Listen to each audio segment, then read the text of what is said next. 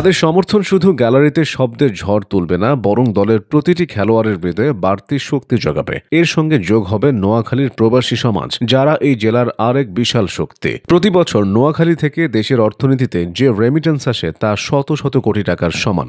মধ্যপ্রাচ্য, Europe, America, Malaysia, বিশ্বের বিভিন্ন দেশে ছড়িয়ে থাকা লক্ষ লক্ষ নোয়াখালীবাসী যখন টিভি, মোবাইল বা অনলাইনে নিজের জেলার নামে একটি দলকে খেলতে দেখবে, তখন তাদের বুকের ভেতর যে গর্বের ঢেউ উঠবে তা ভাষায় প্রকাশ করা কঠিন। তারা শুধু দলটিকে সমর্থনই দেবে না, বরং জার্সি কিনে, মার্চেন্ডাইজ সংগ্রহ করে সোশ্যাল মিডিয়ায় প্রচারণা চালিয়ে দলটিকে আন্তর্জাতিক দর্শকের কাছেও তুলে ধরবে। তাদের এই সমর্থন দলটির ব্র্যান্ডিং, আর্থিক শক্তি এবং ভবিষ্যৎ পরিকল্পনাকে আরও শক্তিশালী করবে। নোয়াখালী এক্সপ্রেসের মালিকানা যখন স্থানীয় প্রতিষ্ঠান দেশ ট্রাভেলস গ্রহণ করে, তখন এটি আঞ্চলিক গর্বকে এক নতুন মাত্রায় নিয়ে যায়। এটি কোনো বাইরের বড় কর্পোরেট গ্রুপ নয়, এটি নোয়াখালীর প্রতিষ্ঠান। এই দলটি নোয়াখালীর তরুণ ক্রিকেটারদের স্বপ্ন পূরণ করবে। এতদিন তারা জেলা পর্যায়ে খেললেও জাতীয় মঞ্চে নিজেদের প্রমাণ করার সুযোগ কম ছিল।